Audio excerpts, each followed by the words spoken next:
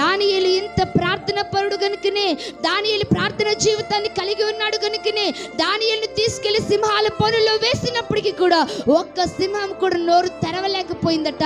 సింహాల నోళ్ళు ఏం చేయబడ్డాయి? మూయబడ్డాయి.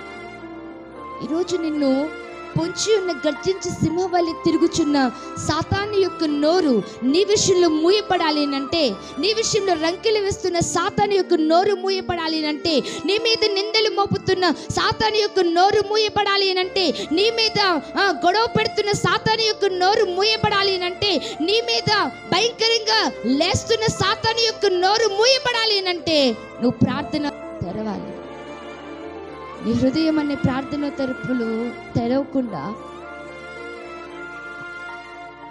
సాతాను నోరు మూసేయాలనంటే, కేవలం సాతాను మూసేది దేన్ని బట్టో తెలుసా? ప్రార్థనకి మాత్రమే తోక ముడుచుకుని వెళ్ళిపోతాడు. దేవునికి స్తోత్రం కలుగును గాక. హల్లెలూయా.